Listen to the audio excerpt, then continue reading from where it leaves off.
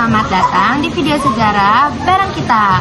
Perkenalkan, nama saya Kayla Hairunisa dari kelas 12 IPA 1. Dan saya Iden Fitriani dari kelas 12 IPA 1. Di video kali ini kita bakal membahas salah satu periode penting dalam sejarah Indonesia, yaitu masa Orde Baru.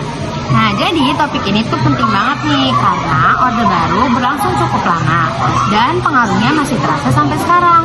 Jadi, yuk langsung aja kita membahas. Nah, masa Orde Baru ini muncul setelah Indonesia mengalami berbagai krisis di akhir demokrasi terpimpin.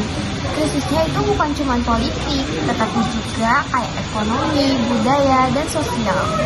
Nah guys, salah satu peristiwa penting sebelum Orde Baru adalah peristiwa G30 SPKI pada tanggal 30 September tahun 1965. Peristiwa ini yang menyebabkan gugurnya 7 perwira tinggi TNI Angkatan Darat yang kemudian dikenal sebagai pahlawan revolusi. Setelah peristiwa itu, kondisi negara jadi sangat kacau. Kepercayaan masyarakat terhadap Presiden Soekarno menurun drastis apabila ditambah kondisi ekonomi yang sangat parah. Waktu itu, Indonesia itu mengalami inflasi sampai sekitar 600%. Bayangin aja guys, harga kebutuhan pokok melonjak, barang langka, dan banyak masyarakat hidup dalam kemiskinan. Nah, ironisnya, pemerintah justru membangun proyek-proyek besar atau yang disebut dengan proyek mercusuar seperti Monas dan Stadion GBK yang dianggap tidak sesuai dengan kondisi rakyat. Karena itu, muncullah aksi-aksi demonstrasi dari mahasiswa dan masyarakat di berbagai daerah. Nah, aksi ini kemudian melahirkan tritura atau tuntutan rakyat, yaitu pertama, membubarkan PKI, kedua, membersihkan kabinet dari unsur PKI, dan ketiga, menurunkan harga. Nah, sayangnya tuntutan ini itu tidak langsung dipenuhi oleh Presiden Soekarno guys, dan hal itu bikin situasi politik makin memanas. Puncaknya terjadi pada 11 Maret 1966 ketika Presiden Soekarno mengeluarkan surat pemerintah 11 Maret atau Super Semar. Surat ini memberi mandat kepada Presiden Soeharto untuk mengambil tindakan demi memulihkan keamanan dan ketertiban negara. Setelah menerima Super Semar, langkah pertama Soeharto adalah membubarkan PKI dan melarang ajaran komunisme di Indonesia.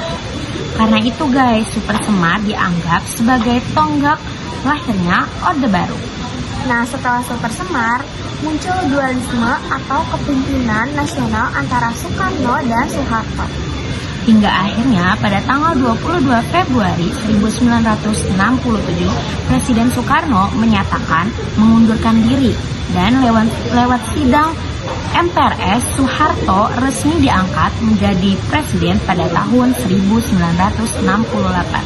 Nah, sejak saat itu, Indonesia resmi memasuki masa Orde Baru yang berlangsung hingga 1998. Orde Baru mengusung slogan menjalankan Pancasila dan Undang-Undang Dasar 1945 secara murni dan konsekuen. Nah, beberapa kebijakan politik Orde Baru antara lain, yang pertama, pembubaran PKI dan pelarangan komunisme. Yang kedua, pelaksanaan pemilu, dan yang ketiga, penyederhanaan partai politik serta penerapan di fungsi ABRI. Di fungsi ABRI berarti militer nggak cuma berperan di bidang pertahanan dan keamanan, tapi juga ikut terlibat di bidang sosial dan politik. Nah, pada masa Orde Baru, pemilu dilaksanakan 6 kali, yaitu pada tahun 1971, 1977, 1982, 1987, 1992, dan 1997. Mulai tahun 1977, pemilu cuma diikuti oleh 3 peserta. Yang pertama yaitu PPP, yang kedua PDI, dan yang ketiga Golkar. Nah, di bidang ekonomi, Orde Baru fokus pada stabilitas ekonomi dan pembangunan nasional. pemerintah menjalankan program Pelita membuka investasi asing dan bekerja sama dengan negara barat serta lembaga internasional. Nah, hasilnya inklusi berhasil ditekan dan pertumbuhan ekonomi meningkat.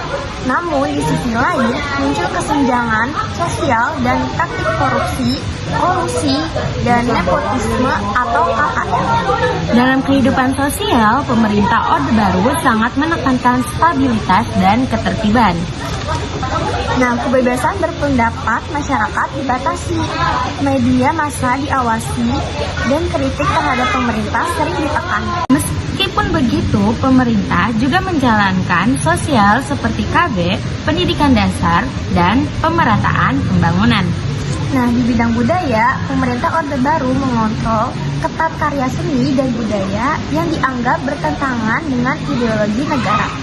Budaya nasional diarahkan untuk mendukung stabilitas politik, sementara budaya daerah tetap diakui tapi berada di bawah pengawasan pemerintah. Nah, masa Orde Baru ini berakhir pada tanggal 21 Mei 1998 ketika Presiden Soeharto mengundurkan diri dari jabatannya. Peristiwa ini menjadi dimulainya era baru dalam sejarah Indonesia, yaitu masa reformasi. Nah, itu tadi pembahasan singkat tapi padat tentang masa Orde Baru sejarah dari sisi politik, sosial, budaya, dan ekonomi. Semoga video ini bisa membantu kalian memahami sejarah dengan lebih mudah dan gak ngebosenin. Terima kasih sudah mendengarkan video kita. Sampai jumpa di video selanjutnya. Bye-bye.